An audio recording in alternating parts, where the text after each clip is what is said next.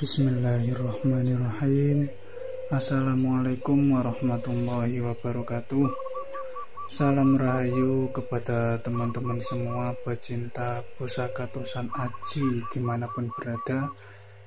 Di video kali ini saya akan membahas tentang pembersihan karat pada bilah pusaka dan berbagi kepada teman-teman semua bagaimana cara dan apa saja yang dipersiapkan untuk proses pembersihan karat pada bilah pusaka ini. Dalam proses ini, teman-teman semua terlebih dahulu bisa mempersiapkan air kelapa yang sudah basi atau yang sudah difermentasi. Air kelapa yang saya gunakan ini adalah air kelapa tua. Alasan saya memilih air kelapa tua yaitu dinilai harganya yang murah. Air kelapa tua ini cepat dalam proses fermentasi dan lebih bagus kalau dibandingkan air kelapa yang muda. Teman-teman bisa dapatkan air kelapa ini dari beli di pasar, sekitar 1 botol aqua besar yang 1,5 liter. Kalau di tempat saya harga per botolnya itu sekisaran Rp3.000, murah meriah. Dan dalam proses fermentasi ini, air kelapa dituang ke dalam wadah yang akan digunakan untuk merendam bilah pusaka. Lalu air kelapa dibiarkan atau didiamkan sekitar 2-3 hari. Itu lebih maksimal agar supaya proses fermentasi ini bisa maksimal. Karena kalau air kelapa tanpa proses fermentasi terlebih dahulu masih mengandung getah, dan melalui proses fermentasi inilah bertujuan untuk menghilangkan kandungan getah dari air kelapa. Jika dirasa proses fermentasi sudah selesai, baru bilah pusaka bisa kita rendam dalam air kelapa ini. Lalu kita biarkan, kita tunggu sampai semalaman agar supaya air kelapa bereaksi pada bilah pusaka terlebih dahulu sebelum proses menyikat pembersihan karat pada bilah pusaka. Dan mengenai wadah atau tempat perendaman bilah pusaka ini, teman-teman bisa bebas menggunakan media apa saja. Yang terpenting volume wadah tersebut bisa untuk merendam bilah pusaka dengan menyeluruh. Kalau saya sendiri lebih memilih menggunakan talang air, media talang air, karena lebih maksimal untuk merendam dan lebih mudah ketika kita mencelupkan atau mengangkat bilah pusaka. Bisa mudah dan leluasa. Dalam proses perendaman ini saya sarankan kepada teman-teman semua, jangan terlalu lama merendam bilah pusaka dalam air kelapa yang dibiarkan sampai lebih dari 3 hari, bahkan 1 minggu. Terkadang juga ada yang lebih dari 1 minggu. Karena sepengalaman saya pribadi, yang ditakutkan pada bilah pusaka yang sepuh, yang ada malah keropos. Seperti contoh pada bilah pusaka saya ini. Ntar saya ambilkan. Teman-teman bisa perhatikan. Nah, seperti inilah yang kelihatan keropos akibat kelamaan perendaman air kelapa. Nah, ini di sini. Terus di sini juga di ujung bilah.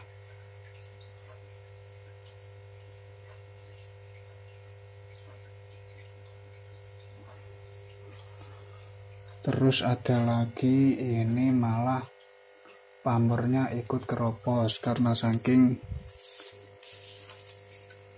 tua usia, saking sepuhnya usia pada bilah pusaka ini. Nah, teman-teman bisa perhatikan yang sini. Ini sampai ujung. Mohon maaf sebelumnya kalau videonya agak kurang jelas, karena saya mengambil video ini di tengah malam. Maklumlah teman-teman, namanya juga rumah pinggir jalan aktif. Takutnya kalau pas yang siang hari banyak keramaian. Nah, kurang lebih seperti ini.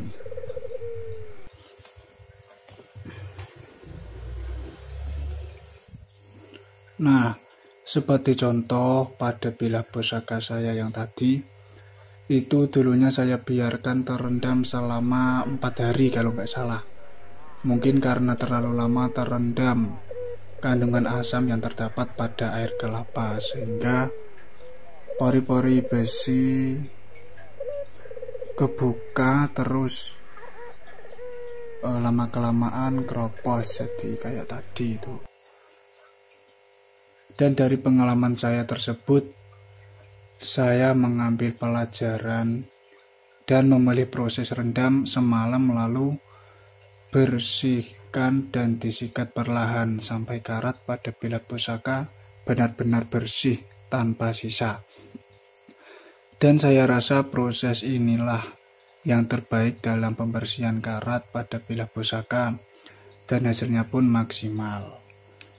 Dan kita juga bisa mengetahui seberapa tebal karat pada bilah dan tergolong karat berat atau karat ringan.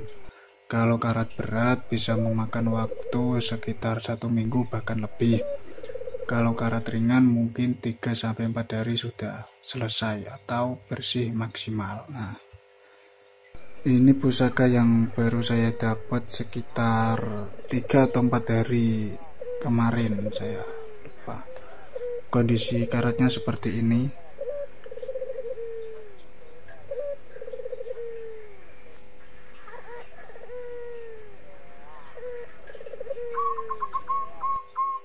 Dan ini menurut saya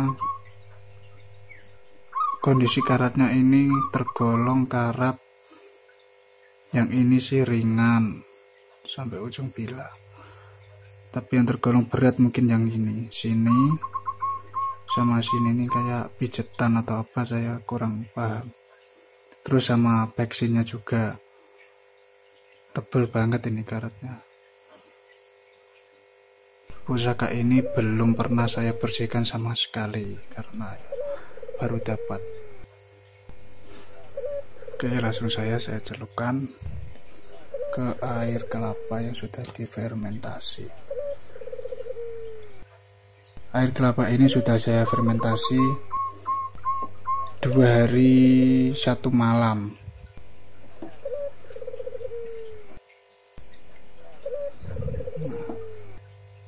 Udah dibiarkan.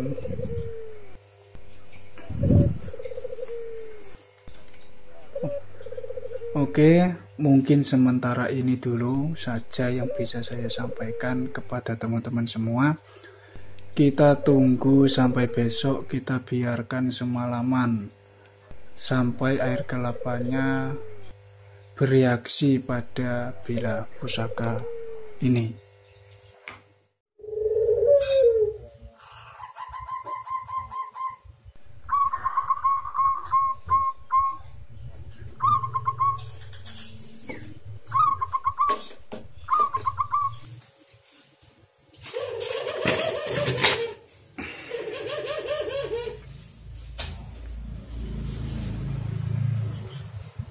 Nah, teman-teman bisa lihat dari air kelapa yang sudah bereaksi pada bilah pusaka ini. Ini yang baru semalam saya rendam sekitar jam 12:30 malam, dan ini sekitar jam 3 sore teman-teman. Terlihat gelembung di atas permukaan air kelapa ini yang membentuk volume bilah, dan gelembung inilah tanda kalau air kelapa memang benar-benar sudah bereaksi pada bilah pusaka. Yang pertama teman-teman, sebelum proses pembersihan karat, teman-teman bisa menyiapkan terlebih dahulu sikat dan sabun colek, sikat gigi dan sabun colek. Dan kalau bisa nanti waktu membasuh bilah pusakanya di air yang mengalir ya teman-teman. Dan lebih baik air PAM atau air PDAM yang pastinya lebih bersih, tidak terlalu banyak mengandung benih-benih karat.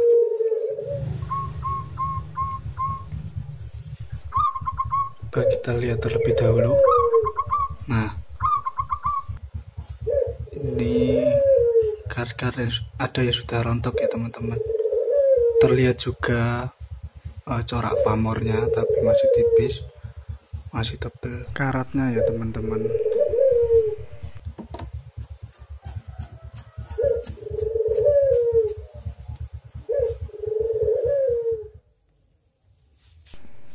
Langsung saja kita mulai proses pertama ini dengan membasuh bilah pusaka dengan air yang mengalir. Dan air yang saya gunakan ini adalah air PAM atau air PDAM ya teman-teman. Lalu kita tuang sabun colek secukupnya ke dalam wadah dan kita beri air secukupnya. Kita aduk sampai merata, lalu bilah pusaka langsung saja kita oles dengan merata juga ya teman-teman. Kita oles bilah pusaka sampai beberapa kali dan lakukan proses pengolesan ini sampai dirasa karat yang sudah rontok dan sisa air kelapa yang masih melekat pada bilah pusaka dirasa sudah bersih. Setelah itu kita basuh bilah pusaka terlebih dahulu, lalu kita bersihkan dengan cara disikat pelan-pelan sambil dinikmati. Dan usahakan dalam proses menyikat bilah pusaka ini kita sikat dengan menyeluruh dan hati-hati. Terus ada tambahan dari saya mengenai alat dan bahan yang diperlukan pada proses ini. Dalam proses ini saya menggunakan kuas biasa atau kuas yang biasanya dipakai untuk ngecat ya teman-teman. Ini untuk mempermudah pada saat proses pengolesan. Dan saran saya, teman-teman lebih baik menggunakan sikat gigi yang halus dan baru supaya tidak merusak pori-pori pada bilah pusaka. Atau jika menggunakan sikat yang teksturnya kasar seperti sikat WC atau grenjeng yang ditakutkan malah bisa merusak pamor pada bilah pusaka. Sangat disayangkan apabila yang kita bersihkan itu pusaka yang terbilang pusaka sepuh. Jadi teman-teman cukup menggunakan sikat gigi atau sikat yang biasa dipakai untuk mencuci pakaian yang mempunyai tekstur halus dan rapat. Dan mengenai sabun coleknya, teman-teman bebas mau menggunakan sabun colek apa saja. Tapi yang lebih bagus, seperti yang biasa saya gunakan ini adalah sabun colek yang ada unsur jeruk nipis atau jeruk lemon. Itu sangat saya sarankan, karena nanti pada saat proses mutih juga bisa dipakai lagi. Jika dirasa bilah pusaka sudah bersih, langsung saja kita basuh dengan air yang mengalir. Dan seperti inilah hasil dari proses pertama ya teman-teman. Masih terlihat karat-karat yang masih menempel dan corak hitam yang masih menempel pada bilah pusaka.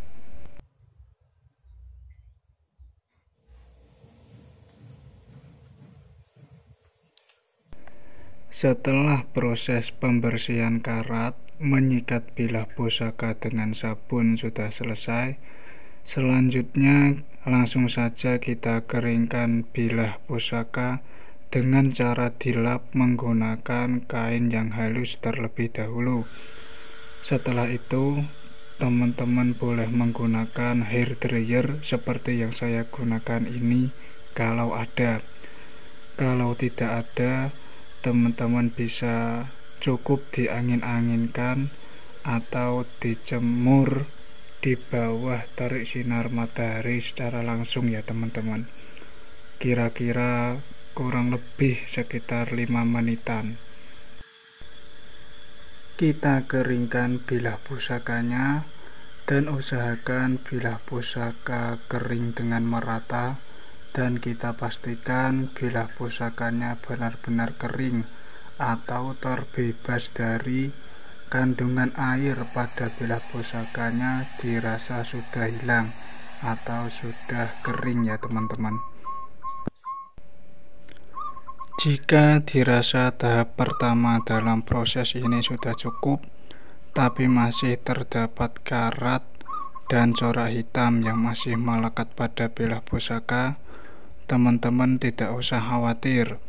Nanti kita celup dan rendam kembali bilah pusakanya ke dalam air kelapa lagi.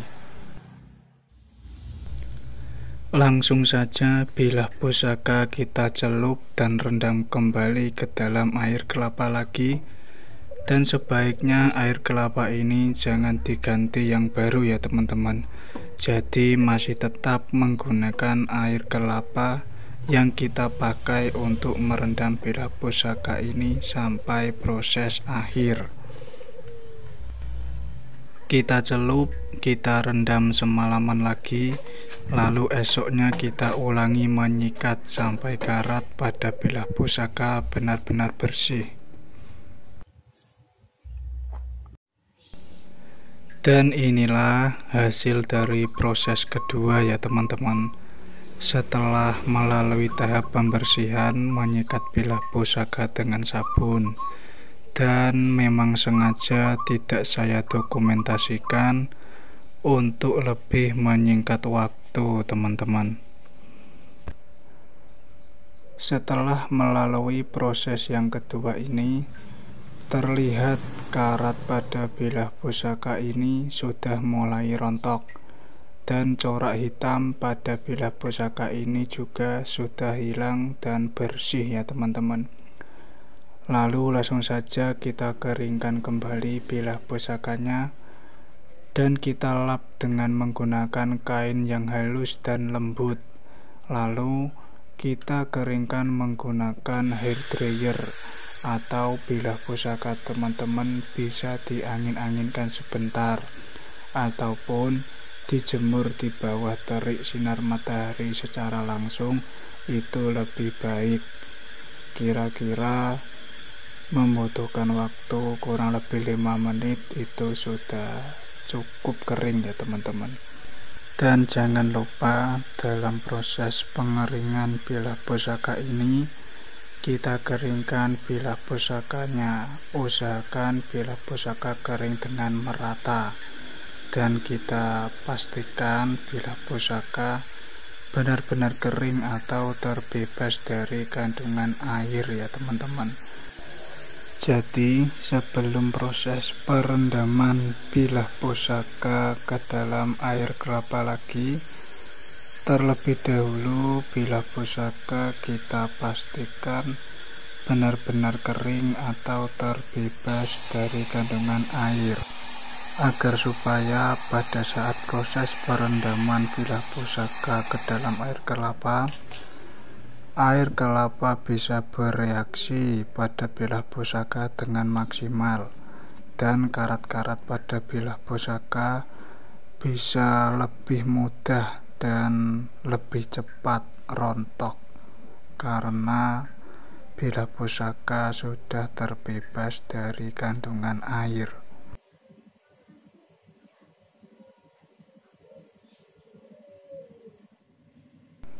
Selanjutnya kita celup dan rendam kembali bilah pusakanya ke dalam air kelapa semalaman lagi ya teman-teman. Lalu esoknya kita ulangi seperti proses-proses yang sebelumnya, yaitu proses pembersihan karat, menyikat bilah pusaka dengan sabun colek. Baik ya teman-teman, Ini adalah langkah terakhir dalam proses pembersihan karat pada bilah pusaka.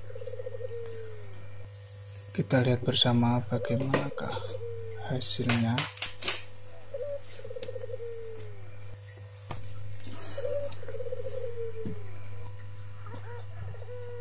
Langsung kita cek dan ternyata karat pada bilah sudah bersih dengan maksimal. Seperti ini ya teman-teman. Tapi ini belum saya proses pembersihan mencuci atau menyikat dengan sabun. Dan ini air kelapanya jadi sekitaran 4 hari atau 5 hari, kurang lebih 1 minggu lah, lebih gampangnya.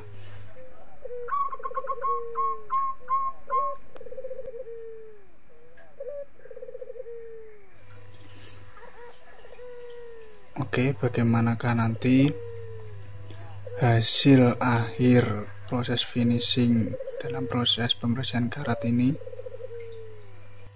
Mari langsung saja kita bersihkan, kita sikat dengan sabun.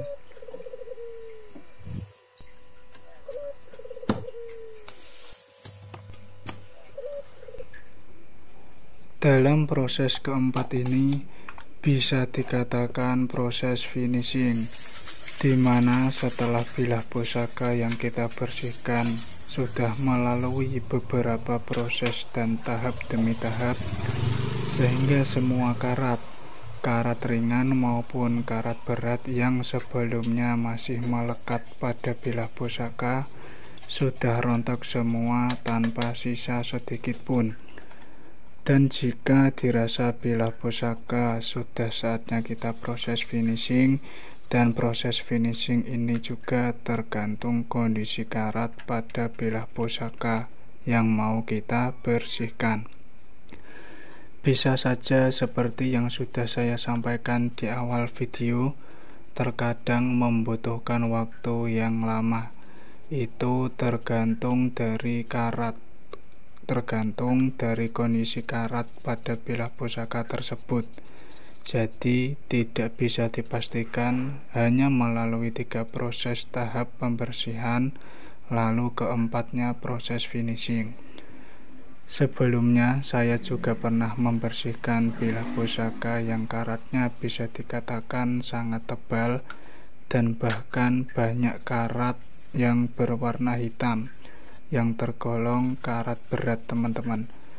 Dulu itu sampai memakan waktu seminggu lebih baru bilah pusaka bisa saya finishing.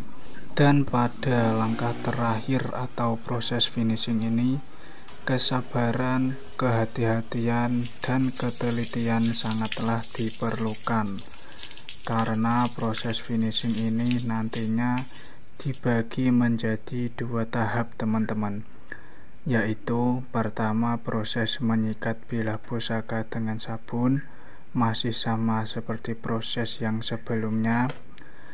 Dan yang kedua, setelah dilakukan penyikatan pada bilah pusaka, lalu kita pijat atau kita lakukan proses pemijatan pada bilah pusaka dengan telapak tangan dan jari tangan kita. Dan guna dari proses pemijatan ini adalah bertujuan untuk mengeluarkan sisa-sisa kandungan asam atau sisa-sisa minyak pusaka atau warangan lama yang terdapat pada bilah pusaka, terus juga untuk mengeluarkan kandungan asam yang masih melekat pada bilah pusaka atau yang masih melekat pada pori-pori bilah pusaka, dan juga untuk mengeluarkan sisa-sisa karat atau benih-benih karat yang masih melekat pada bilah pusaka, agar supaya dapat terangkat dan keluar dari bilah pusaka. Dan 2 tahap tersebut diulang atau kita lakukan 2 kali ya teman-teman. Jadi pertama kita oles bilah pusaka dengan sabun dan kita sikat bilah pusaka. Selanjutnya kita lakukan proses pemijatan, dan lakukan pemijatan bilah pusaka ini dengan sangat hati-hati ya teman-teman, karena mengingat kondisi bilah pusaka mempunyai sisi yang tajam yang ditakutkan nanti terkena atau tergores ke tangan kita. Setelah itu kita sikat kembali bilah pusakanya dan kita basuh bilah pusaka dengan air. Selanjutnya langsung kita ulang satu kali lagi proses tersebut. Dan setelah selesai dalam proses pembersihan, menyikat dan proses pemijatan bilah pusaka, lalu kita keringkan bilah pusaka seperti proses yang sebelumnya. Akan tetapi dalam proses pengeringan bilah pusaka ini terdapat hal penting untuk saya sampaikan kepada teman-teman semua, yaitu mengenai penjemuran bilah pusaka setelah proses finishing. Jadi setelah kita selesai proses finishing, kita keringkan bilah pusaka, kita lap dengan kain yang halus dan lembut, lalu kita keringkan dengan hair dryer dan langsung kita jemur di bawah terik sinar matahari secara langsung selama kurang lebih 15 menit untuk bilah pusaka bisa kering dan terbebas dari air dengan maksimal. Dan bagi teman-teman jikalau tidak ada hair dryer, setelah bilah pusaka kita lap dengan kain, usahakan lap dengan merata, lalu langsung saja bilah pusakanya kita jemur sehingga bilah pusaka semakin bersih, dan nanti pada saat proses mutih mendapat hasil mutih yang sempurna. Dan inilah hasil akhir dari proses pembersihan karat pada bilah pusaka. Dalam proses ini bisa dikatakan proses alami ya teman-teman, di mana bahan-bahan yang digunakan menggunakan bahan alami dan cara-cara yang digunakan menggunakan cara yang tradisional. Memang dalam proses ini tergolong ribet dan rumit dan membutuhkan waktu yang lumayan lama. Tapi teman-teman sendiri bisa lihat bagaimana hasil yang maksimal dan sempurna dalam proses ini. Dengan cara ini juga bisa membuat bilah pusaka kita menjadi awet dan tetap indah dan gagah. Bila dipandang juga menyenangkan hati, bila punya kita sendiri juga menjadi suatu kebanggaan atau kepuasan tersendiri ya teman-teman. Kita lihat baliknya.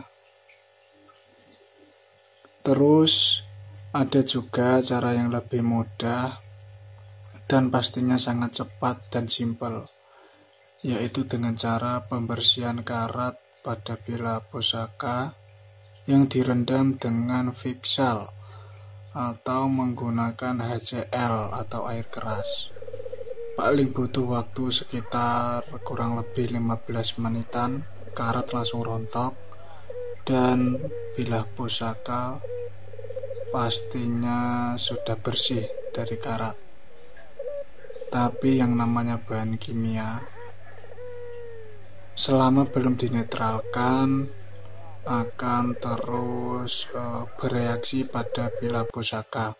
Selain sangat berbahaya, juga sangat berpengaruh tidak bagus terhadap bilah pusaka yang bisa menyebabkan bilah pusaka nanti keropos.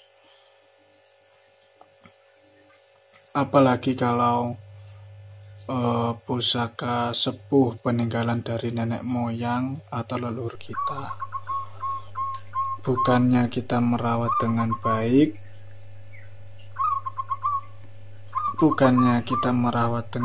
dan bijak, yang ada kita malah merusaknya.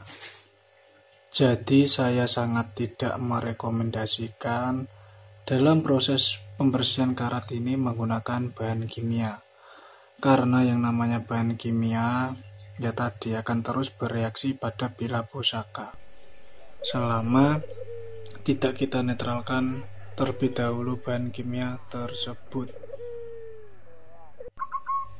Nah, terus ini ya teman-teman, mengenai warna kuning atau coklat yang ada pada bilah pusaka ini adalah karat-karat yang sudah lama mengendap atau apa ya bahasanya.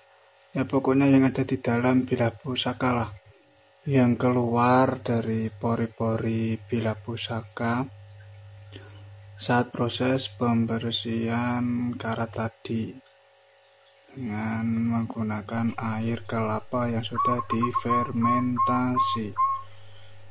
Teman-teman gak usah khawatir apabila mengalami kasus yang sama seperti ini pada saat proses pembersihan karat, yang nantinya warna kita sebut agar supaya lebih gampangnya karat inilah yang nantinya karat ini bisa bersih pada saat proses mutih.